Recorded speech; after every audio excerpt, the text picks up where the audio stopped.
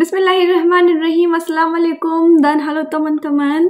Apa kabar my friends? Alhamdulillah I am fine. Yes, and saya kembali dengan Riksi video baru. So super bangga terjawab sudah akhirnya menggapai lagu Malaysia pakai bahasa Indonesia. Wow, title is amazing. Yes, I am excited, super bangga ya. Okay, so tolong saling dukung saya serbanya mungkin ya. So let's start the video. Sering dengar lagu Malaysia kan? Mengapa lagu Malaysia kedengaran seperti mengucapkan bahasa Indonesia? Bingung kan? Yeah, sama, saya juga. Akhir-akhir ini bahasa Indonesia sedang tren diperbincangkan di berbagai kanal YouTube. Milenial Malaysia pun mulai ikut-ikutan menggunakan bahasa kita. On YouTube, Apalagi Indonesia juga punya bahasa slang yang mengundang rasa penasaran negara tetangga. Beberapa akun media sosial masyarakat Malaysia juga ramai membahas anak muda di Malaysia yang sudah mulai terbiasa menggunakan bahasa Indonesia. Hal ini mengundang kekhawatiran masyarakat Malaysia jika bahasa Melayu akan tergeser dengan kuatnya pengaruh bahasa Indonesia. Masyarakat Indonesia kadang bingung lagu-lagu Malaysia yang berbicara menggunakan aksen E namun saat dinyanyikan menggunakan aksen A. Nah, tidak menambah rasa penasaran, langsung saja kita bahas. Baru ku sadar, baru bertepuk sebelah tangan. Baru means new, right? Ini Hindi na ya. Kalau orang Malaysia itu, kalau misalkan mereka ngomong itu kayak British accent, dan kalau orang Indonesia ngomong itu kayak American accent. Berakar dari rumput bahasa yang sama. DS Fan dalam proses penciptaan lagu Malaysia, mereka menggunakan bahasa baku standar, di mana bahasa baku standar bahasa Malaysia dan Indonesia memiliki tingkat kemiripan 90%. Faktor pasar juga menjadi alasan yang kuat di mana era 90-an lagu Malaysia merajai pasar Indonesia. Faktanya musisi Malaysia zaman dulu banyak menggunakan bahasa Indonesia untuk mengubah lirik yang hanya bahasa Melayu ke dalam bahasa Indonesia. Salah satu lagu yang diubah dari versi Melayu ke versi Indonesia seperti lagu Mengintai dari Tirai Kamar yang kemudian bertajuk Dwi Jen Permadani. Wow. Ada lagi lagu Eksis bertajuk Menjadi Aksan yang liriknya 90%. Yeah, and I want to say many friends commented me why I am not reacting on songs. I want to say I avoided songs. Yeah. So that's why I'm not making. Condong ke tata bahasa Indonesia. Apalagi pihak publishing Malaysia seperti Sari Amri yang tahu jika lagu-lagu Malaysia banyak diminati oleh masyarakat Indonesia. Sari Amri banyak menggandeng artis-artis Indonesia seperti Nike Ardila yang punya nama besar di Malaysia. Yang mempengaruhi orang Malaysia memahami bahasa Indonesia adalah dunia sinetron, musik, dan juga para pekerja Indonesia di Malaysia. Stasiun TV3 seringkali menampilkan sinetron Indonesia biasanya pada hari Ahad ataupun Sabtu jam 1 siang.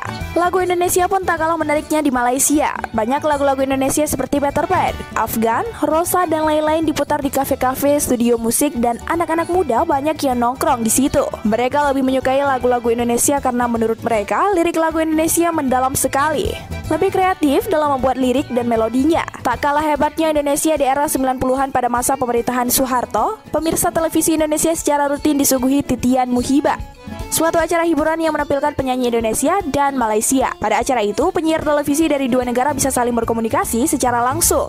Indonesia menampilkan para penyanyi yang terkenal tidak saja di tanah air, tetapi juga di Malaysia. Malaysia juga menghadirkan penyanyinya yang dikenal luas di Indonesia. Benar-benar suatu titian muhibah. Bangsa serumpun bisa tampil menghibur bersama-sama. Menyiarkan acara titian muhibah Indonesia-Malaysia untuk memperkuat kedekatan dua negara ini. Sebenarnya bahasa Melayu di Malaysia dan bahasa Indonesia sendiri sama-sama berakar dari asal bahasa yang sama. Bahasa Melayu di Indonesia sudah dipopulerkan sejak lama oleh penduduk di kawasan Sumatera dan juga di kawasan di luar Sumatera. Di era modern, bahasa Melayu Indonesia mengadopsi bahasa Melayu Riau Lingga, sedangkan bahasa Indonesia disebut bahasa Melayu. Ini menjadi bagian dari Kepulauan Riau serta beberapa kawasan di Pulau Sumatera dan sebagian Kalimantan Barat. Sedangkan bahasa Melayu Johor menjadi standar bahasa formal di Malaysia. Dalam hidup ini, kita selalu menginginkan pencapaian yang lebih tinggi dari apa yang kita ada. Tapi, kita selalu takut untuk membuat perkara yang kita tidak tahu. Kita merasa tidak yakin, ragu-ragu, malu, malah melihat kelemahan diri melebihi kebolehan diri. Perbedaannya di mana? Aku cinta kamu. Saya suka kamu. Saya suka awak. Oh, saya suka awak. Bahasa Melayu Riolingga yang digunakan sebagai standar bahasa baku di Indonesia merupakan bahasa sastra bagi kerajaan Melayu pada zaman dahulu. Jika sehari-hari masyarakat di Riolingga menggunakan aksen E, maka di acara formal mereka menggunakan logat aksen A. Logat aksen A inilah yang sudah tersebar ke seantero Nusantara terutama kawasan Indonesia, bahkan sejak sebelum kedatangan Belanda. Logat A juga terdapat di Malaysia namun hanya di sebagian kawasannya. Contohnya di Pulau Pinang, Sabah, dan Sarawak. Wow, how sweet. Oh, beautiful lady. Mengapa aksen A menjadi E?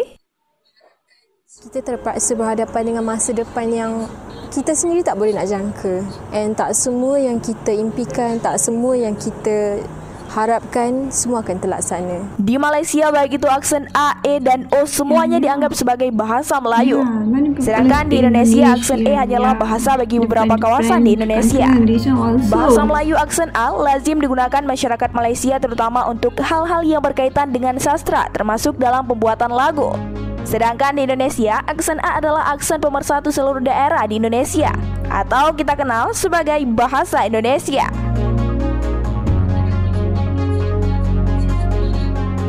Malaysia dan Indonesia, okay?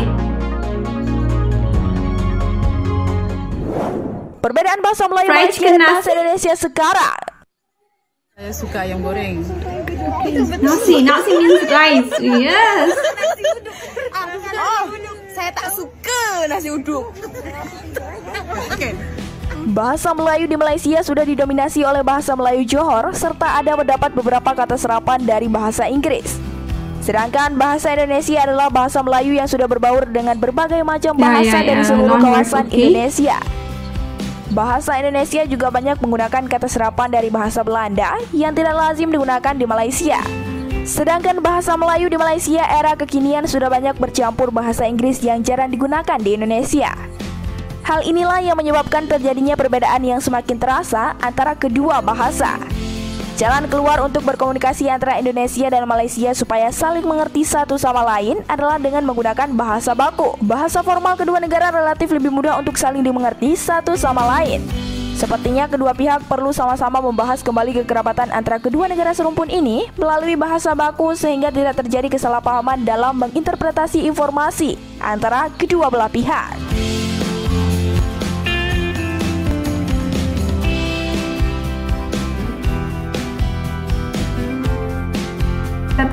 Video बहुत अच्छा था. Hope you guys don't forget to like, share, subscribe, then commenter, right?